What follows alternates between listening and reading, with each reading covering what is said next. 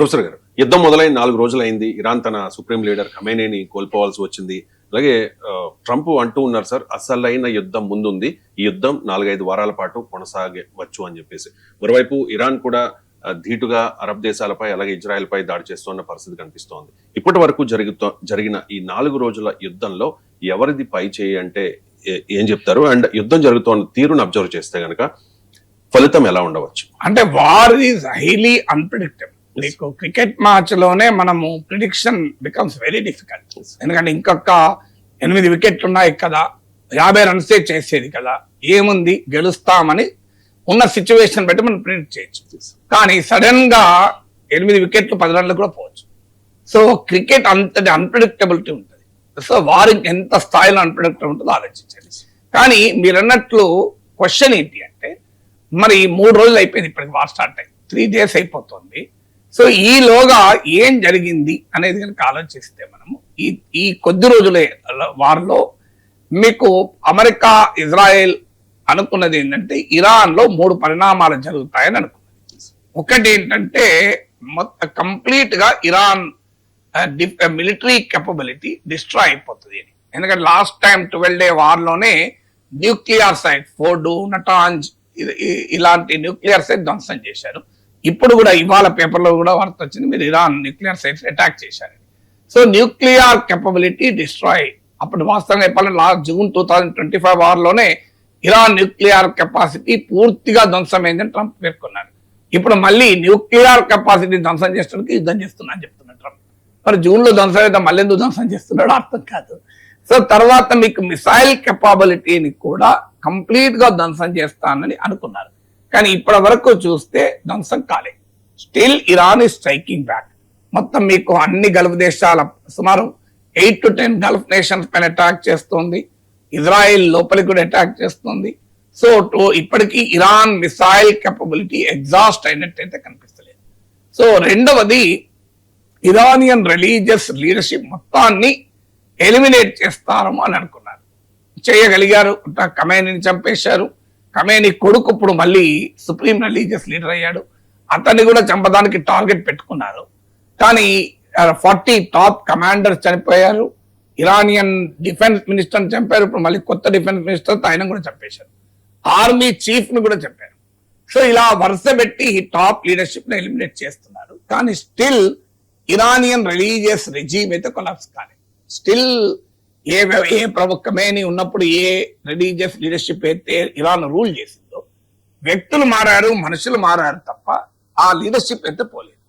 మూడోది ఏమనుకున్నారంటే, పెద్ద ఎత్తున ప్రజలు రోడ్ల మీదకి వచ్చి తమ ప్రభుత్వ సంస్థలు అక్కుపై చేసి ఎంటైర్ ఇరాన్ తమ చేతుల్లోకి తీసుకుంటారు అని అమెరికా అధ్యక్షుడు ట్రంప్ ఓపెన్ గా చెప్పింది కూడా. మేము మీకు సహకరిస్తాం, మీరు రండి, ఇది మీ దేశం, మీ ప్రభుత్వం, మీరు టేక్ ఓవర్ చేయండి అని అన్నారు. వాస్తవంగా ఖమేనీ చనిపోయినప్పుడు సెలబ్రేషన్స్ జరిగిన మాట నిజం. కానీ అదే సమయంలో అంతకన్నా ఎక్కువ మంది ఖమేనీ సంతాపం చెప్తూ కూడా రోడ్ల మీదకి వచ్చారు. అంటే రిలీజియస్ రెజీమ్ కు ఇంకా ఇరాన్ సమాజంలో బలమైన మద్దతు ఉందని బయటపడింది. ఇరాన్ పైన అమెరికా ఇజ్రాయెల్ యుద్ధాన్ని, ఖమేనీని వ్యతిరేకించే వారు కూడా ఈ యుద్ధాన్ని సమర్థించడం లేదు. ఖమేనీని వ్యతిరేకించడం వేరు, యుద్ధాన్ని సమర్థించడం వేరు. ఇప్పుడు నన్ను అడిగారు అనుకోండి, అయతుల్లా అలీ ఖమేనీ ప్రభుత్వం పోవాలా అంటే 100% పోవాలంటారు. ఎందుకంటే అది దుర్మార్గమైన నిరంకుశ మతరాజ్యం. సో దీంట్లో ఏం డిస్ప్యూట్ ఏముంటది. సో అందులో భారతదేశానికి వ్యతిరేకంగా పొజిషన్ తీసుకున్నాడు. పౌర హక్కుల్ని, ప్రజాస్వామిక హక్కుల్ని, ప్రతిపక్షాలని తీవ్రంగా అణచివేశాడు. అందువల్ల ఖమేనీని పోవాలి అని అడిగితే అమెరికాలో మెజారిటీ ప్రజలైనా పోవాలంటారు, వెస్ట్రైనా పోవాలంటారు, నాగేశ్వరైనా పోవాలంటాడు. కానీ ఎలా పోవాలి అనే ప్రశ్న వచ్చినప్పుడు మాత్రం ఇది కాదు పద్ధతి అంటాం. సో అది ఇరాన్ ప్రజలు డిసైడ్ చేసుకోవాలి తప్ప అమెరికా కాదు. ఒకవేళ చేసినా అది సాధ్యం కాదు. ఆఫ్ఘనిస్తాన్ ఉదాహరణ, తాలిబాన్ ఇలాగే అంత ఓడించారు. 20 ఏళ్ల తర్వాత మళ్ళీ తాలిబాన్ కి అధికారాన్ని అప్పచెప్పి వెనక్కి వచ్చింది అమెరికా, పారిపోయింది. ఇప్పుడు తాలిబాన్ మరింతగా బలపడింది. 20 ఏళ్ల తర్వాత చూస్తే 20 ఏళ్ల కన్నా ముందున్న తాలిబాన్ కు కనీసం వ్యతిరేకంగా నార్థన్ అలియన్స్ అని ఒక పెద్ద పోరాటం ఉండేది. దానికి ఇండియా, ఇరాన్ మన మద్దతు ఇచ్చాం, రష్యా అంతా కూడా నార్థన్ అలియన్స్ కు అహ్మద్ షా మసూద్ అని ఉండే లీడర్, దానికి మనం మద్దతు ఇచ్చేవాళ్ళం. ఇప్పుడు ఏమైంది? 20 ఏళ్ల తర్వాత అమెరికా తాలిబాన్ కి అప్పచెప్పింది. తాలిబాన్ పూర్తిగా ఆఫ్ఘనిస్తాన్ తన కంట్రోల్లో పెట్టుకుంది. అపోజిషన్ లేదు, ఇప్పుడు నార్థన్ అలియన్స్ లేదు, ఏది లేదు. ఇండియా, రష్యా, చైనా అందరూ వాళ్ళ తాలిబాన్ సపోర్ట్ చేస్తారు. సో 20 years కన్నా ముందు తాలిబాన్ తో పోలిస్తే ఇవాళ తాలిబాన్ ఇస్ వెరీ స్ట్రాంగ్. ఇది మన అమెరికా పుణ్యం కాదా? సో రేపు జరగబోయేది కూడా అంతే. ఇరాన్ లో కూడా 20 ఏళ్ల తర్వాత 10 ఏళ్ల తర్వాత మళ్ళీ ఏం జరగవచ్చు అంటే ఇంతకన్నా పవర్ఫుల్ గా ఇంకో ఇస్లామిక్ రెజిమ్ రావచ్చు. సో మీకు ఐసిస్ కన్నా ప్రమాదకరమైన తీవ్రవాద శక్తులు పుట్టచ్చు. అఫ్ఘాన్ ఆపరేషన్ నుంచి బిన్ లాడెన్ పుట్టితే, ఇరాక్ ఆపరేషన్ నుంచి అబూ బకర్ అల్ బగ్దాది ఐసిస్ పుట్టింది. అఫ్ఘాన్ ఆపరేషన్ నుంచి అల్ ఖైదా పుడితే, ఇరాక్ యుద్ధం నుంచి ఐసిస్ పుట్టింది. రేపు ఇరాన్ యుద్ధం నుంచి ఇంకేం పుడుతుందో తెలియదు. సో అందువల్ల ఆ భయము మనకు స్పష్టంగా కనబడుతుంది. సో ఈ మూడవ లక్ష్యం ఏంటంటే ప్రజలు రోడ్డు మీదకి వచ్చి తిరగబడతారనుకున్నారు, తిరగబడలేదు. సో మరి ఈ 3 లక్ష్యాల విషయంలో పైచేయి అనే ప్రశ్న ఉత్పన్నం కాదు. కానీ యుద్ధ లక్ష్యాలను అమెరికా, ఇజ్రాయెల్ సాధించగలిగాయా అంటే ఇంకా సాధించలేకపోతున్నాయి. మరి సహజంగానే ఒకటి అడిగితే ఎందుకు సాధించలేకపోతున్నాయి? ప్రపంచంలో అత్యంత శక్తివంతమైన మిలిటరీ దేశం అమెరికా. ఇజ్రాయెల్ ఆల్సో ఇది వెరీ బిగ్ పవర్. మన దేశానికి కూడా ఆయుధాలు అమ్ముతుంది. ఇప్పుడు ఇవాళ ఇండియా డిఫెన్స్ ఇంపోర్ట్స్ లో నిన్న ఒక ఎక్స్పర్ట్ అనాలిసిస్ చూసాను, 38% Israel. So Israel is very big military power. Israel అమెరికానే కాక ఇప్పుడు బ్రిటన్, ఫ్రాన్స్ కూడా చేరాయి. గల్ఫ్ దేశాలు అన్ని చేరాయి. ఒక్క ఇరాన్ ఒక్కటే ఎవరు లేరు. చైనా, రష్యాలు కేవలం స్టేట్మెంట్ సపోర్ట్ చేస్తుంది. మరి ఎలా నిలబడగలుగుతుంది? ఇది సహజంగా ఎవరికైనా వచ్చే question. How is it possible? దీనికి ఆన్సర్ ఏంటంటే యుద్ధం ఎప్పుడు అసిమెట్రిక్ వార్ కూడా ఉంటుంది. అంటే సమానంలో ఉన్న శక్తుల పట్లే కాదు, మీకు ఆ యుద్ధంలో ఉండే తంత్రం ఏంటి అంటే, నీకు ఒక సుదూర ప్రాంతంలో ఉన్న ఒక దేశాన్ని ఇంకో దేశం వెళ్ళి ఎంత పవర్ఫుల్ కంట్రీ అయినా ఆక్యుపై చేసి అక్కడ అధికారాన్ని చేపట్టడం సులభం కాదు. మీకు ఉదాహరణకు వియత్నాం వార్లో అమెరికా ఓడిపోయింది. ఇరాక్ లో అమెరికా సాధించింది ఏమీ లేదు. లిబియాలో అమెరికా సాధించింది ఏం లేదు. ఆఫ్ఘనిస్తాన్ లోనైతే పారిపోయింది. మీకు ఎందుకు కొరియాలో ఏం జరిగింది? సో అమెరికా చరిత్ర అంతా చూస్తే లాంగ్ డిస్టెన్స్ వార్లో ఏమీ చేయలేదు. ఉక్రెయిన్ తో పోలిస్తే రష్యా ఇది వెరీ బిగ్ మిలిటరీ పవర్. కానీ ఇప్పటికీ 4 ఏళ్ళు అయిపోయింది. ఏమైంది? ఇంతవరకు ఉక్రెయిన్ కంప్లీట్ గా రష్యా ఆక్రమించుకోగలిగిందా? నష్టం చేయగలిగింది. 20% ల్యాండ్ కూడా ఆక్రమించింది. But still Russia could not completely pulverise Ukraine. అందువల్ల వార్లో ఎలా ఉంటుంది అనేది ఎక్స్ట్రీమ్లీ డిఫికల్ట్, అంత సులభం కాదు. సో అందువల్ల మీకు ఇప్పుడు అందులో ఇరాన్ ఏం చేస్తుందంటే, తన వార్ మిషన్ ఇది ఇప్పుడు కాదు 10 ఏళ్లుగా ఇరాన్ ఎక్స్పెక్ట్ చేస్తుంది. ముఖ్యంగా లాస్ట్ 6 years అయితే ఇరాన్ కు బాగా తెలుసు ఎనీ మూమెంట్ అమెరికా అటాక్ చేస్తుంది. ఎందుకంటే 2020లో కాసిం సొలేమనీ IRGC చీఫ్ అతను ఇరాక్ లో పర్యటిస్తుండగా అమెరికా దాడి చేసి చంపేసింది. ఈ కాసిం సొలేమనే యాక్సిస్ ఆఫ్ రెసిస్టెన్స్, ప్రతిఘటన కూటమికి మూలం. అంటే మీకు లెబనాన్ లో హిజ్బుల్లా, గాజాలో హమాస్, ఇరాక్ లో షియా మిలిషియా, యమన్ లో హూతీలు, వీళ్ళందరికీ యాక్సిస్ ఆఫ్ రెసిస్టెన్స్ ఒక రకంగా ఫౌండర్ అయిన. సో కాసిం సొలేమనీని అంతం చేసింది. అక్కడ నుంచి స్టార్ట్ అయింది. 2020లోనే స్టార్ట్ అయింది, ఇవాళ కాదు ఇది. సో మీకు తర్వాత 2025లో లేటెస్ట్ గా 12 day వార్ జరిపింది. ఇంత చేశాక ఇరాన్కి తెలియదా ఇది జరగబోతుంది అని? సో వాళ్ళు ఆ అసిమెట్రిక్ వార్ అంటే సమతుల్యత లేని యుద్ధానికి సిద్ధపడ్డారు. ఎలా సిద్ధపడ్డారంటే, ఇరాన్ టోపోగ్రఫీ అది దట్టమైన పెద్ద పెద్ద కొండలతో, గుట్టలతో, తీర ప్రాంతాలతో ఒక లార్జ్ ల్యాండ్ టెరిటరీ, ఇజ్రాయెల్ కన్నా అనేక రేట్ల పెద్ద ల్యాండ్ టెరిటరీ. తన IRGCని, ఆర్మ్ ఫోర్సెస్ ని డిస్ట్రిబ్యూట్ చేశారు.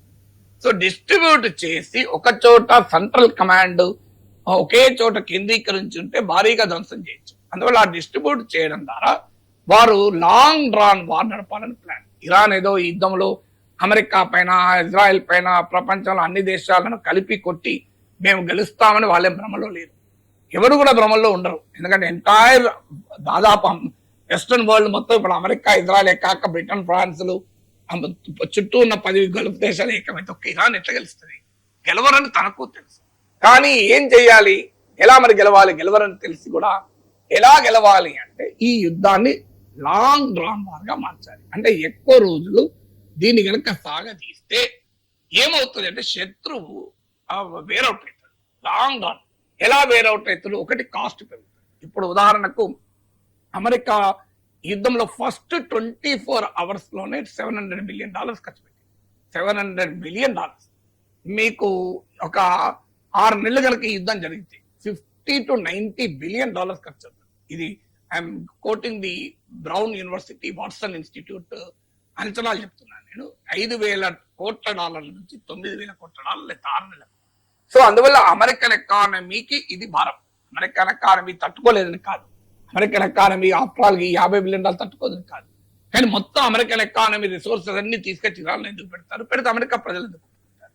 సో ఇప్పుడు అమెరికాలో ఆల్రెడీ మీకు $29 trillion అమెరికా జీడిపి అయితే $35 trillion పైన అమెరికాకు ఉన్నటువంటి అప్పు ఉంది.